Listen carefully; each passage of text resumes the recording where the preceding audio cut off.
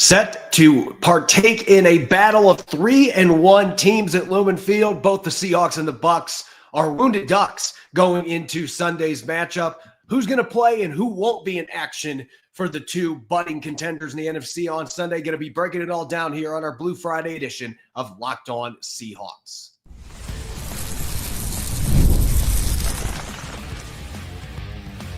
You are Locked On Seahawks, your daily Seattle Seahawks podcast, part of the Locked On Podcast Network, your team every day. Greetings, 12. This is Corbin Smith, host of the Locked On Seahawks podcast, your daily Seahawks podcast, part of the Locked On Podcast Network, your team every day. A special thanks to each and every one of the 12s tuning in, and thank you as always for making Locked On Seahawks your first listen 5 days a week. Whether you're nearby in Sumner, Washington, or listening from Mechanicville, New York, we appreciate all of our everydayers. Seahawks and Bucs gearing up for a battle of 3-1 teams at Lumen Field on Sunday. Both of them are going to be missing some significant pieces, particularly on the defensive side of the football. Going to be diving into the final injury reports, plus keys to victory. What do the Seahawks need to do to get that fourth straight win against a talented, well-coached Tampa Bay team? And picks to click and game predictions all coming your way courtesy of our friends over at Mazda. Like our players, we sweat every detail because when you make every moment count, pulling off the unexpected is only the beginning. Stay tuned later for highlights in this week's Moving the Game Forward Mazda Move and Be Moved. Now for your lead story here on our Blue Friday edition of Locked On Seahawks.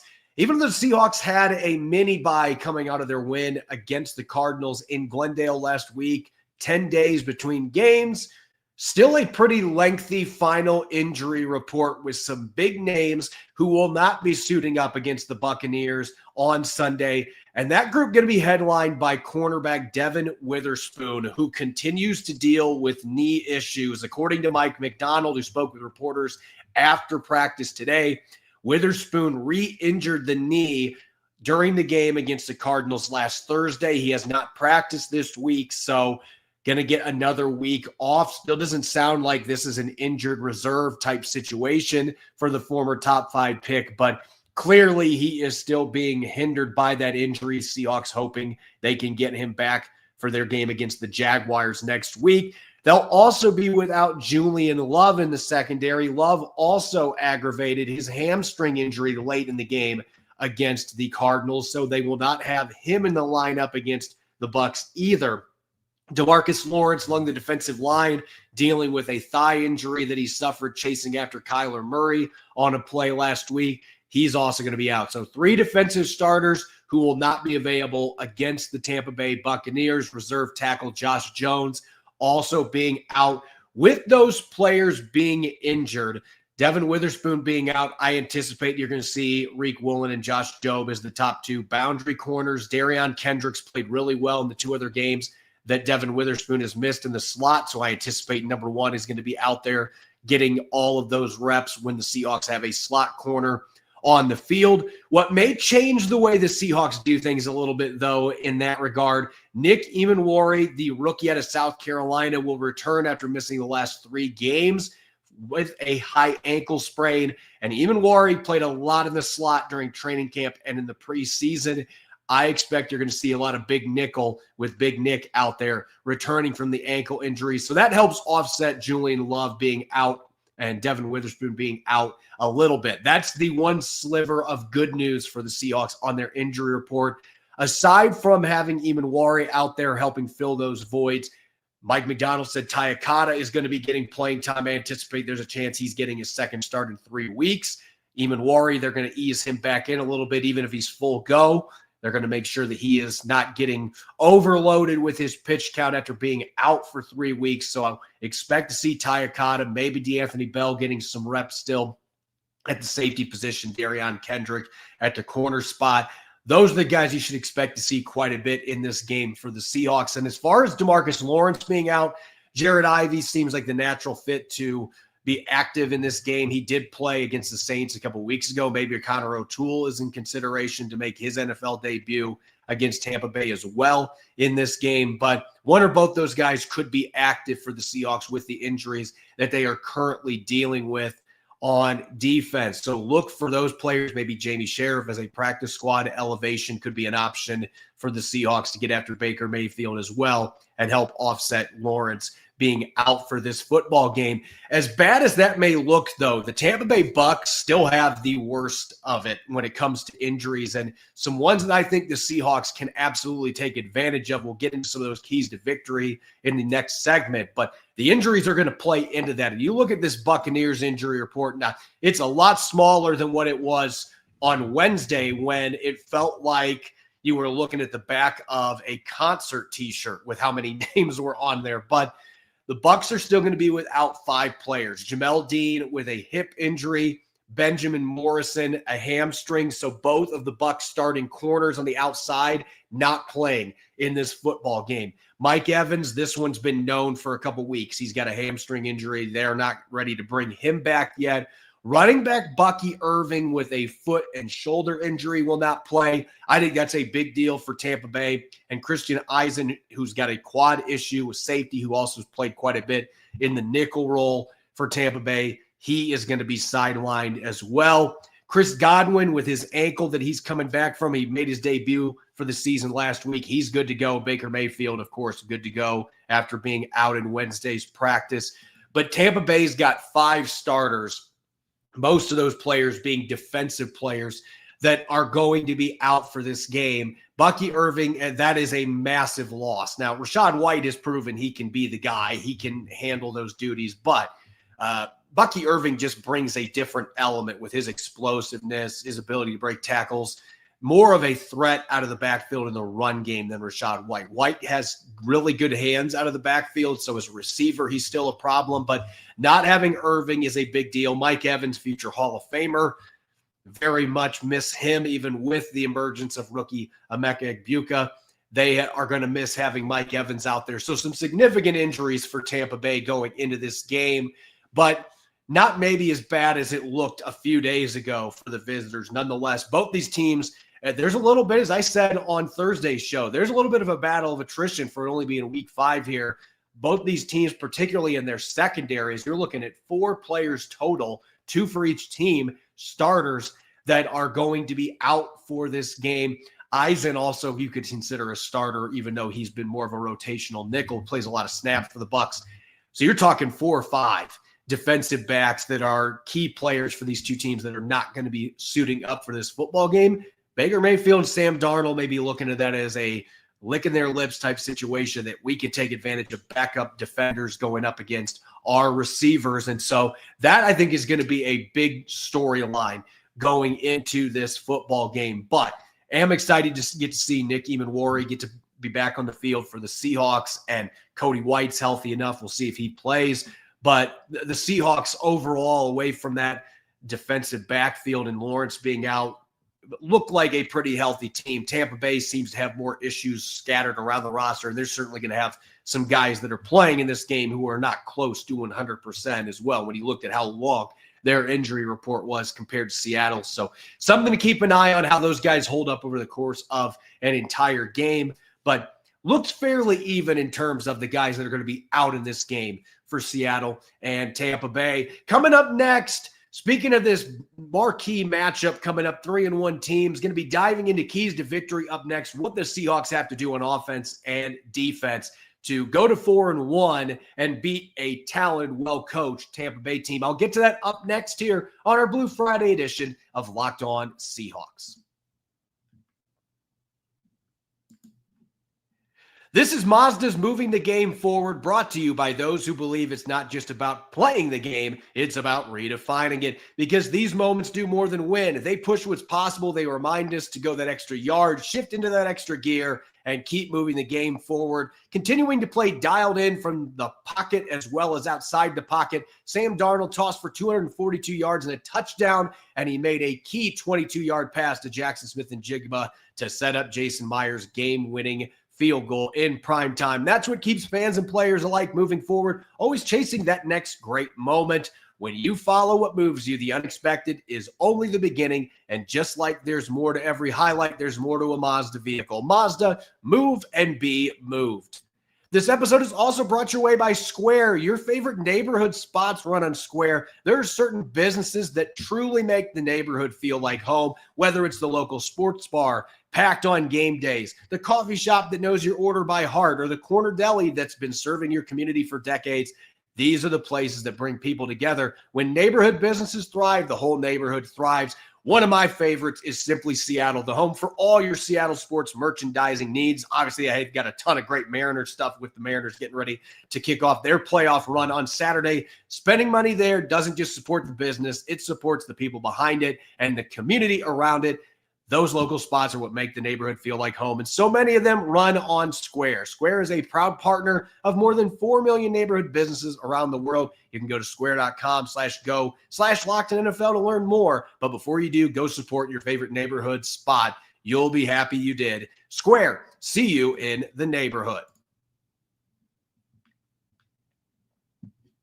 Welcome back to the Blue Friday edition of Locked On Seahawks. This is your host, Corbin Smith. A special thanks to each and every one of the 12s tuning in. And thank you, as always, for making Locked On Seahawks your first listen 5 days a week. We greatly appreciate it. It may be only week 5, but this upcoming game between the Seahawks and Buccaneers, it carries some playoff implications to it, not just for the fact that both these teams are at least sitting in the position to, by the end of this weekend, be atop their respective divisions. The Bucs are in first place in the South. The Seahawks, since the 49ers won against the Rams on Thursday night, the Seahawks need this win just to stay in line with the 49ers atop the NFC West. But this is a game that has a lot of weight in terms of playoff seeding for being this early in the year. And these two teams could end up facing each other in January. So again, this is a big-time game coming up at Lumen Field. And there's a number of things that I think the Seahawks are going to have to be able to do in this game to win, because this is not,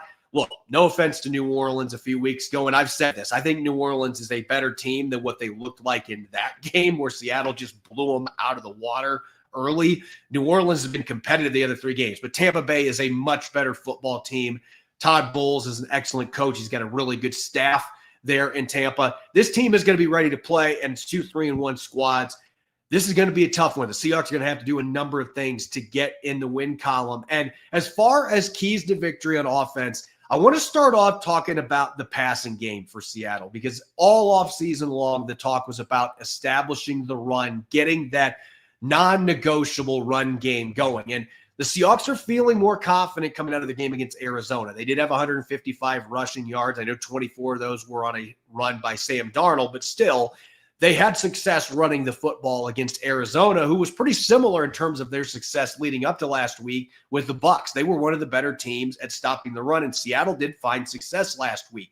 But this very much feels like one of those games where, and Mike McDonald pointed this out earlier in the week, you're not changing the way that your philosophy is. You don't change your identity. That you're going to run your offense. But I think that the way the Seahawks run their offense this week, to me, it's got to be one of those situations where you are passing to open up the run. And I think that includes more max protection. So you might have an extra tight end and a running back in there to make sure that Sam Darnold's kept clean. And I do think that there could be some advantages to the fact the Seahawks just played the Arizona Cardinals, who have a very similar defense in terms of the aggressiveness and the amount of times in the game that they send extra defenders as rushers. They're not identical carbon copy schemes, but there's a lot of similarities. Seattle can learn from the sacks that were given up on Sam Darnold last week, going up against a very hyper-aggressive coordinator and play caller in Todd Bowles. I think this is a game where you don't come out and you just run into a brick wall. You've got to set up your run with your passing game, which has been very efficient to this point. And to do so, you have to make sure that your communication is on point up front. Make sure you've got guys chipping on edges and looking for blitzers, that your running back communication with that running back on picking up blitzes is where it needs to be as well. Look, the Seahawks are in a position where if they can block those blitzes, Tampa Bay can be a team that you can get some shot plays against, but you've got to be able to scheme into those situations. I think you scheme into the run game this week, and I think you scheme into the shot plays. Tampa Bay has been in the middle of the pack this year, giving up explosive 20-plus yard plays. They are in the upper half of the league. So 11 of them, I believe they've given up, according to True Media. This is a defense that has given up some explosive plays. They are not one of the worst in the league at doing it. It's been a solid defense. But you also have to consider they've had Jamel Dean in the lineup the entire season. They've had Benjamin Morrison, excuse me. Both those corners are going to be out this week. And so you're going to have third and fourth string outside corners. And you're also going to have a rookie in Jacob Parrish playing in the slot who has had his share of struggles early on in his first NFL season. I just think with the depletion that the Bucs are dealing with at that cornerback spot too, that's only going to make it tougher. And I think Todd Bowles, he may be even more aggressive sending extra guys because of the injuries they've got in the cornerback position. Can Seattle block that up? If they can't, those shot plays are going to be there. And Sam Darnold's been so good at hitting on those this year. I think you've got a chance to get some of those explosives in this game. I think you're going to have a few of those in the passing game to be able to win this one. And if you connect on a few of those, maybe Todd Bowles takes a little bit of his foot off the accelerator and maybe he tries to be a little bit less aggressive sending the blitz, and it sets things up for your run game. I think the passing game has to open up that ground game, though, for Seattle to be able to move the football efficiently in this game and put points on the board. And the last thing for me, get your running backs involved in the passing game. Now, the Buccaneers are in the middle of the pack in terms of receptions by running backs, but they are second worst in the NFL. Running backs have accounted for 245 receiving yards on just 19 catches. So they have been able to get chunk plays. And the Bucs, with how aggressive they are, if you catch them in the right look, screens can be very effective, swing routes, swing screens, and Texas routes over the middle of the field to replace where those rushers are coming from. Tampa Bay loves to send their linebackers. If you get your running backs out in those Texas routes or in the middle of the field as an outlet, and Sam Darnold can get the football to him, you get a chance for the running back to not only catch the ball, but turn upfield, have a lot of space to work with. I think getting the running backs in particular involved. Tampa Bay's actually been one of the better teams defending tight ends in the NFL this year. Running backs, though, they've had their share of issues defending them in the passing game. I think Clint Kubiak's got to be able to cater to that in his game plan this week to get Ken Walker and Zach Charbonnet involved, maybe George Halani as well. Get those running backs involved in your passing game. And I think if they can do that, it is another way that you can combat a hyper-aggressive defense that likes to send extra rushers, set the tone with blitzes. You can make them pay for that, getting the football to your running backs in the passing game. Again, those three things, I think you check those boxes off. The run game is going to benefit from those things happening as well.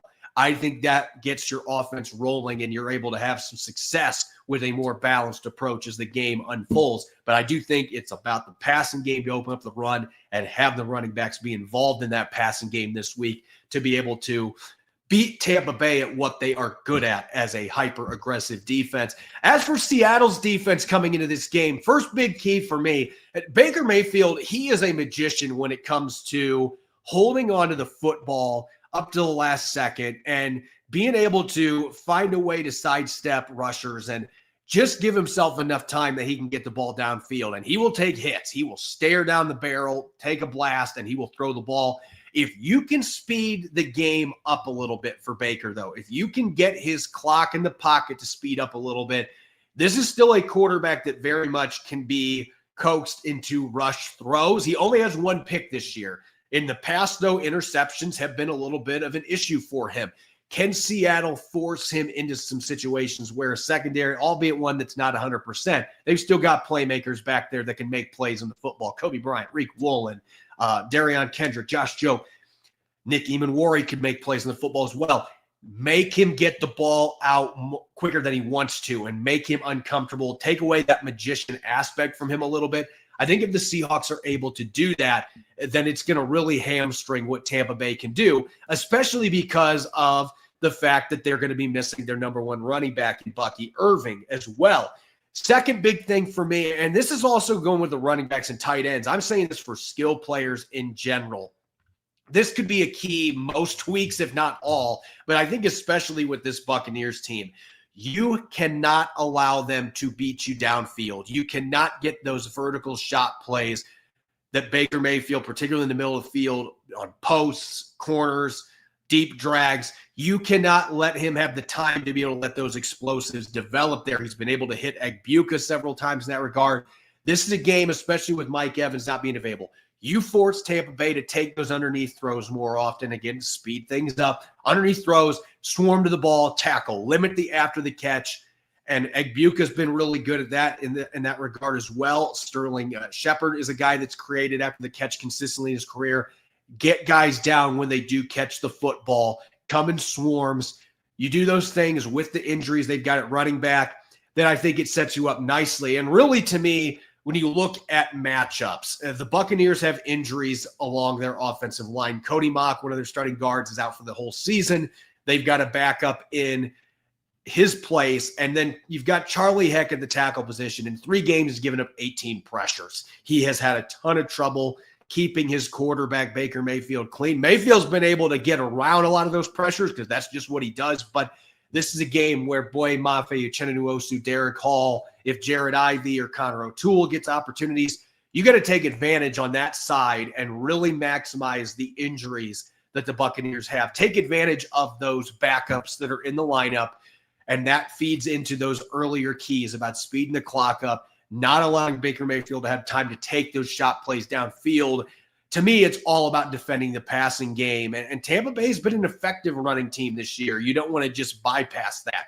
But I think Tampa Bay's biggest weapons right now that are healthy, it's in the passing game. It's Baker Mayfield under center. Take some of those options away with your pass rush, making things speed up, and then making sure you're getting receivers to the ground when they do catch the ball in the short to intermediate routes. Make them pay for it and limit the yards after the catch. You check off those boxes. I think Seattle could maybe comfortably win this football game, but it's going to be easier said than done to achieve those tasks against a really good and well-coached Buccaneers team. Up next, going to shift gears to our picks to click for the week. My co-host normally on Friday, Nick Lee, not here, but I've still got my offensive and defensive picks to click. And, of course, game prediction heading towards Sunday's matchup at Lumen Field. Don't go away. You're listening to the Blue Friday edition of Locked On Seahawks.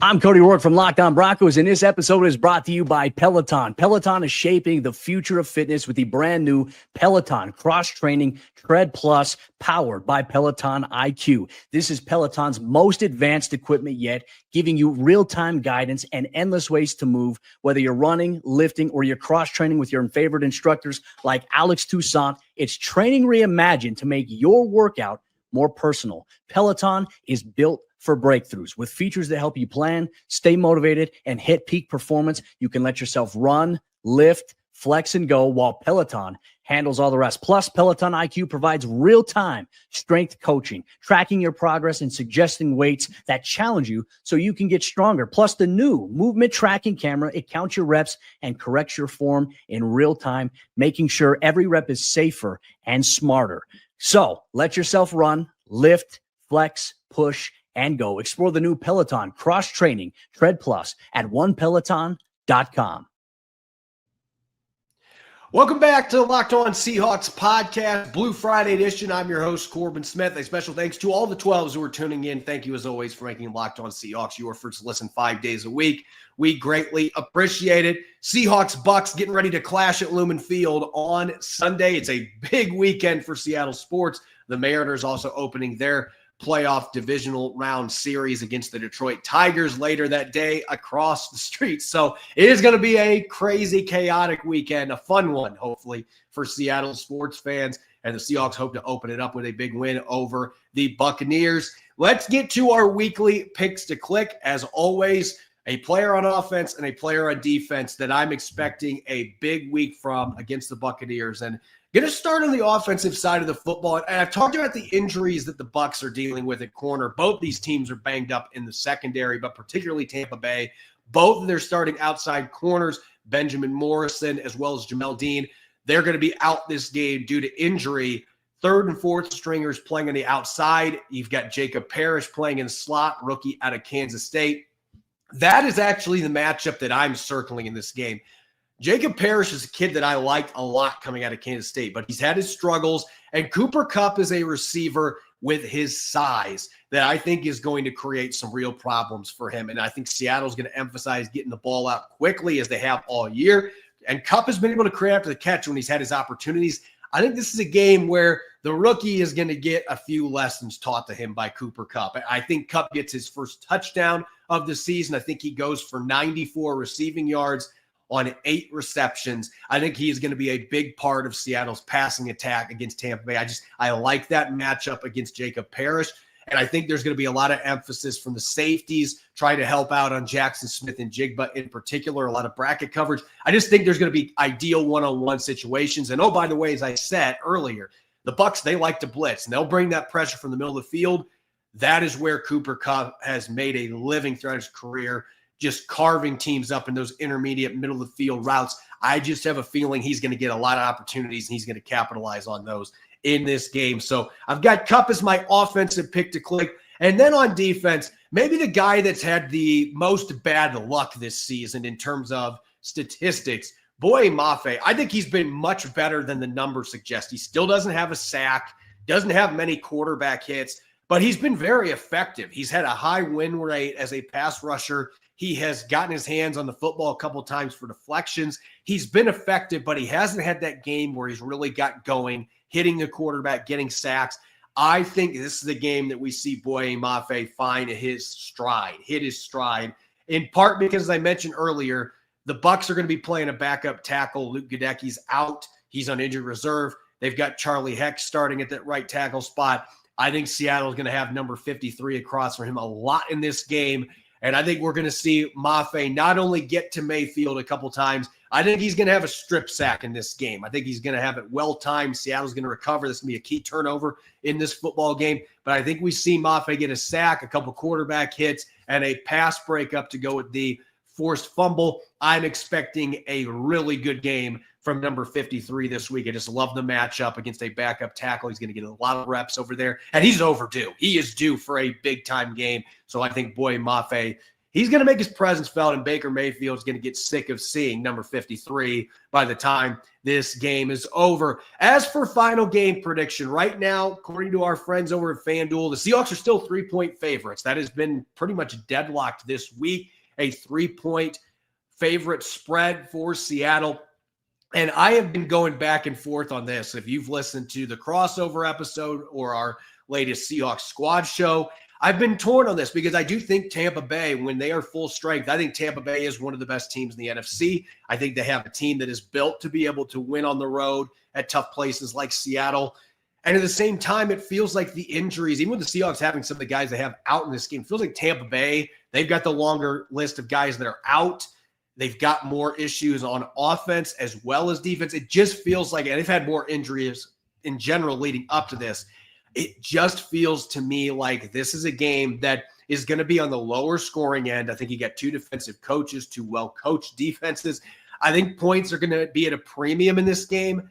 And with that being said, I just think the Seahawks have more going for them on offense right now, particularly with the health they've got on that side of the football. So I've got Seattle getting a 20-14 win. Again, a lower scoring affair, but I think Tampa Bay finds a way to get in the end zone a couple of times. I think the Seahawks, the difference is they are able to get a couple more functional scoring drives where they get field goals. Both teams get a pair of touchdowns. I think Jason Myers ends up being the difference in this one, and a couple timely turnovers that set up those opportunities to get a couple 3-pointers. I think it's going to be a closer game. I don't have the Seahawks losing that spread. I have them covering it, but not by much. I can't quite lean towards that comfortable win because I just think Tampa Bay's got too much pride, and I think they've got a lot of really good players who are still going to be playing in this game. It is not going to be an easy one, but I think we see a little bit more defense in this matchup, and the Seahawks hold on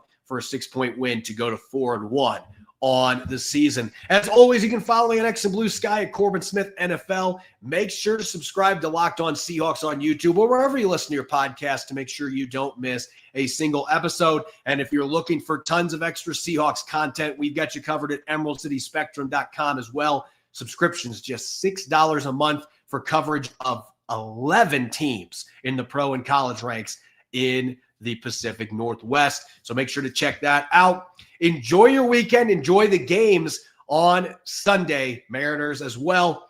Thanks for tuning in. Go Hawks.